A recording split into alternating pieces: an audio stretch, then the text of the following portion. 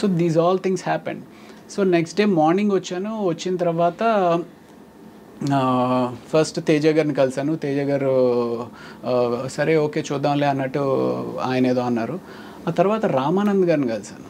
రామానంద్ అనే అతను, ఆయనకి నాకు ఎంత పర్ఫెక్ట్గా జెల్ అయింది అంటే, ఐ మీన్ ఆయన ఏం చెప్తారు ఏం అడుగుతారు అనేది నాకు ఏదో అర్థమైపోతా ఉన్నట్టు అనిపించింది. సరే వచ్చేసాను, అయిపోయింది. ఫస్ట్ డే అయిపోయింది, సెకండ్ డే అయిపోయింది, నేను తెచ్చుకుని డబ్బులు అయిపోయినాయి. అక్కడ ఒక అసిస్టెంట్ డైరెక్టర్ పరిచయం అయ్యాడు. తనతోడు అన్న ఏంటండి ఇది 3 రోజులు అయిపోయింది ఏం చెప్పట్లేదు, నా పరిస్థితి ఏంటి, నేను ఎక్కడ ఉండాలి ఏంటి అంటే, ఎక్కడ ఉంటావు, నాతో వచ్చేస్తావా, ఉస్మానియా యూనివర్సిటీ హాస్టల్లో ఉంటాను, నాతో వచ్చే హాస్టల్కి వచ్చా అని చెప్పేసి అన్నాడు.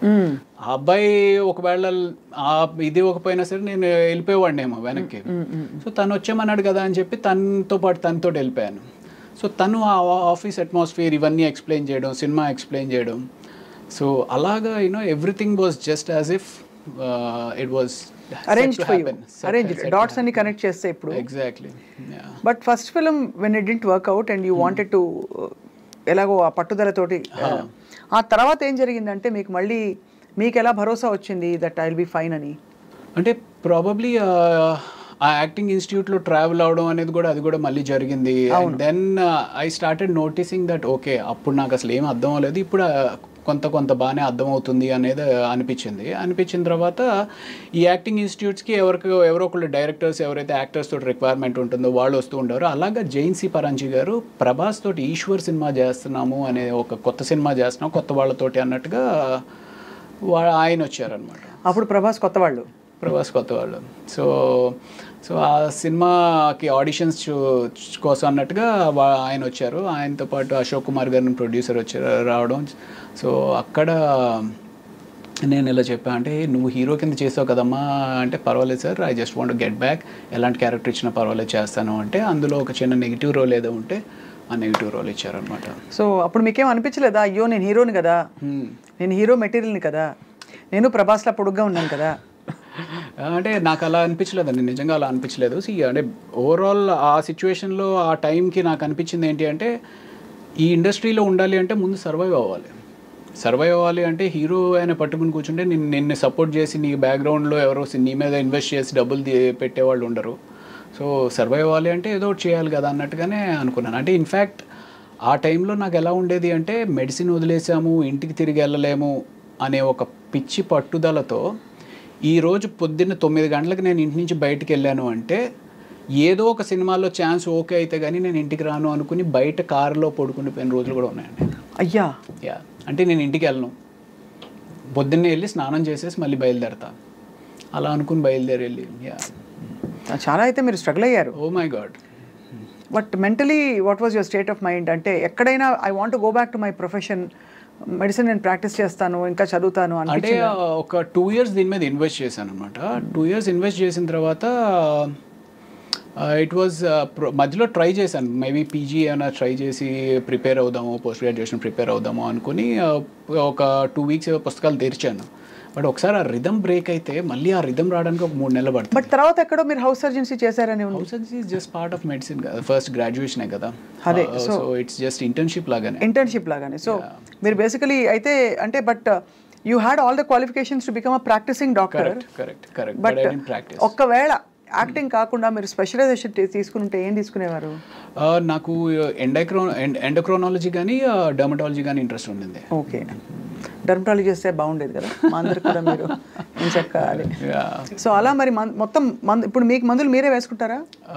మోస్ట్లీ అంటే యు నో నౌ కదా ఎవ్రీథింగ్.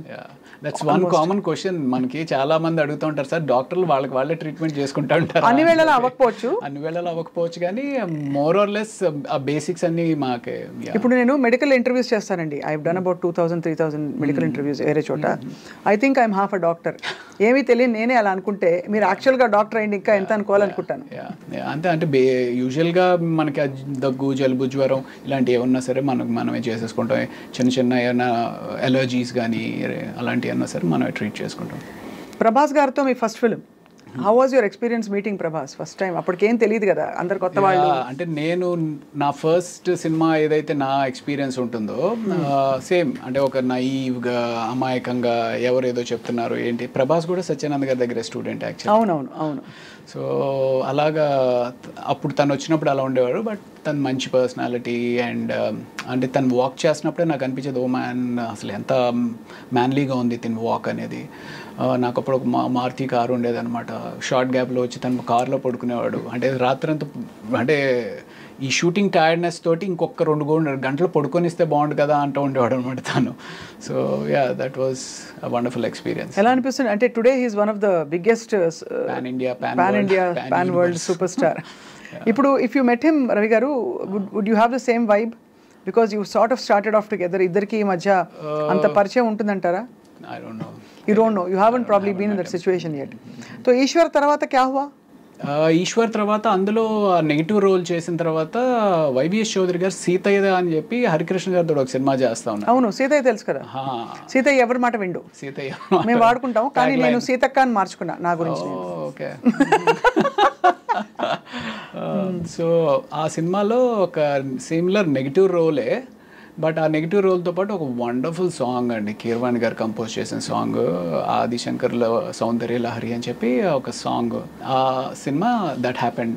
దీని తర్వాత Eeswar led to that Seethaiah. And after Seethaiah my next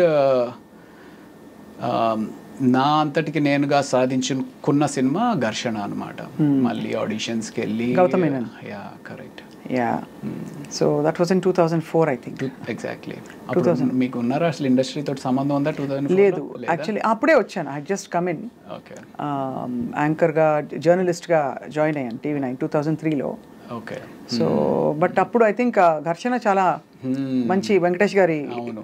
so Venkatesh గారి కాంబినేషన్తో మీకు చాలా ఇది మంచి ప్రముఖ పాత్ర అందులో. అవును అవును. So obviously tell us about that experience. ఎలా ఉండేది?